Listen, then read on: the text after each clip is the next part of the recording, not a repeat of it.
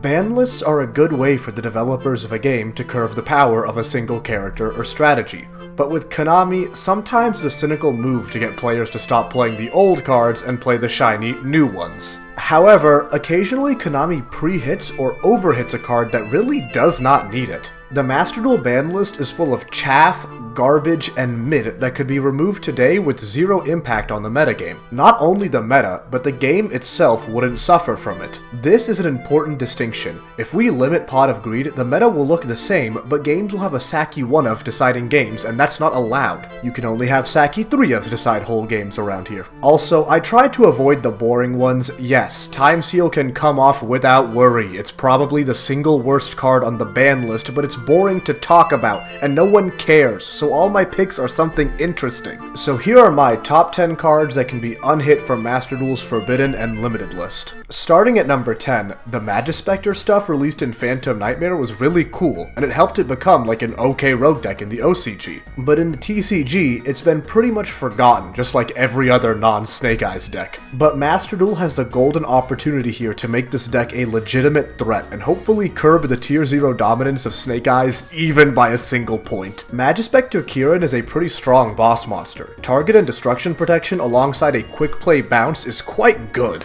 Being able to recycle on-summon effects for the next turn is important as well, but 6 years later, and this is really not as game determinative as it used to be. A single disruption and setup for the next turn is not going to be a major threat when we have so many ways to non-targeting remove monsters alongside just the general differences in speed from 2016 to 2024. As well as the pen changes from Kirin's release reducing the amount of recyclable monsters means there's no way if the new Magispectors get Kirin, they're going to be a major player. But it can be the first pen deck in like several years to be legitimately good. More on that later. For number 9, Totally Awesome, despite being the silliest named card on the ban list, has an amazing effect. On detach, it special summoned any frog from the deck, and at the cost of any aqua on the field, it could negate and destroy a card effect, then set it to your side of the field. Now, this is quite a strong effect, but what got this card banned was the lack of once per turn effect, which means you can revive it with Sprite Elf to get 2 negates and steal both cards. However, with Master Duel's limit of Swap Frog, how exactly are you going to summon this card in Sprite? What, you're gonna start running fucking Center Frog in your deck? Paleo Frog could make Sprite Elf and revive it, but that deck is unplayably bad. Just give the dumb idiots like me who like playing Paleozoics some kind of real boss monster. Please, I just miss the silly lads and the orange they wear on their head. And please consider taking a second to like and subscribe. It would be totally awesome.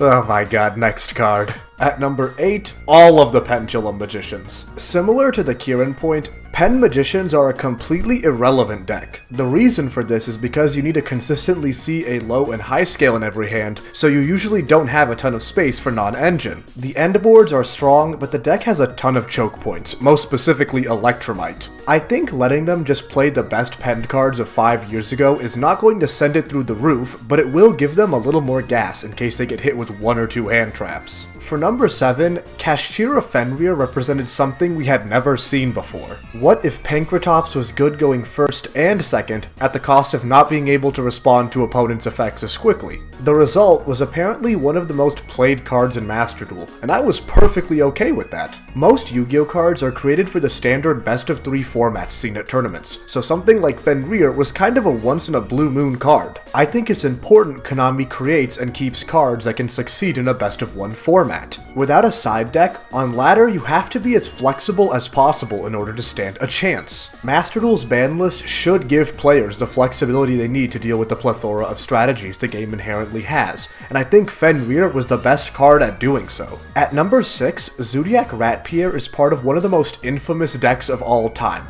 But what does it really enable these days? Mostly just UDF and occasionally a Trident, which is very breakable all things considered. If your deck can't out monsters without destroying them, it's more likely it's an issue with your deck than Zoo being a problem 7 years later. Though this would mean for sure Zeus should stay at 1, as being able to make him without activating any monster effects repeatedly would probably be a bit out of control. Zoodiac plays a relatively low to the ground strategy, as any of its cards make their boss, and it relies on on copious amounts of hand traps to grind their opponent out. Honestly, it's a playstyle I would like to see more of instead of every deck being either a wombo combo or rely on a stun card to win the game for them automatically. For the halfway point, Dragoon's ban is something of OCG trauma rather than reality. Over there, it really did warp the metagame, as a majority of decks were combo decks that all ended on Dragoon. However, by the time it came to the TCG, we received so many board breakers and going second cards that it was much less of a concern. And if people are worried that it being around the same format as Verte, most players pivoted off Dragoon in favor of DPE while Verte was still alive. And while the reasons we don't play DPE in Master Duel are a bit more bizarre, Dragoon and its respective garnets take up a bit too much space for it to be meta in the current Master Duel environment. Just give Dark Magician and apparently Sub-Terror its main boss back. Now, for number 4, this one might be a bit controversial. Nightmare Mermaid can be made with any nightmare monsters, so any two guys with different names can get you there. From there, you can summon any nightmare from your deck, the only two options being Orchist and Ibli. For Orchist, no deck right now is going to run this many extra deck spots and garnets for a single Omni Negate. The Adventure Engine is just as good and doesn't require nearly as much main and extra deck space. And for pure Orchist, this is not going to make the deck insane. It's going to pull it out of the tier 500 abyss it's been thrown away into. Now, searchable Ibli lock could be dangerous, except we already have decks that can do that, but none of them do. You want to know why? Because locking your opponent into Link monsters these days is far from a big deal with decks like Snake Eyes surrounding the meta. Though it being this accessible could be dangerous. This is probably the only one I am really hesitant about. I guess you can say this card was a nightmare to game balance.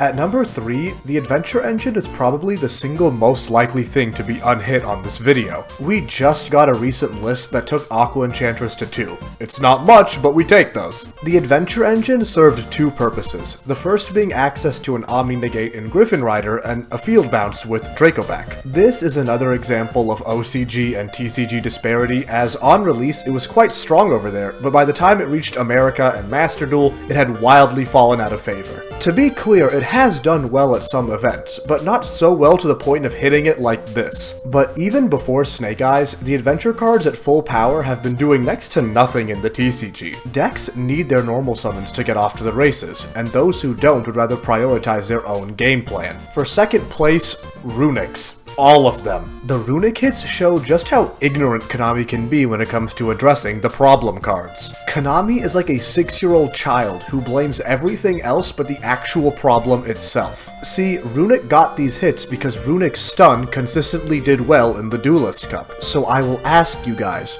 which cards do you think won the game for them? Mystical Space Typhoon, or shutting down all monster effects on the field? I don't know why Konami keeps floodgates in the game. I assume it's so little Timmies and Yugi boomers who refuse to read an extra deck card can win a game or two. But the former is going to get bored of it, and the latter already hates the game, and I don't know why they're still here. The fact of the matter is, even if you kill the Runic cards like they did, stun is still going to be absurdly powerful in a best of one, as a coin flip and a decent hand can instantly win you a game before your opponent even has the chance to play. Meanwhile, in the TCG, where Runic is relatively fine, we have seen it as an engine for decks like Sprite, Naturia, and now Generator. And this is such a cool way to build a deck, giving up removal via battle to gain consistent resources and use the Runic extra deck monsters as Synchro, Xyz, or Link material. And I think it deserves the same chance in Master Duel. And the one card I want back more than anything else, Masterpiece. This one is very personally biased, but man, this is maybe one of my favorite cards of all time.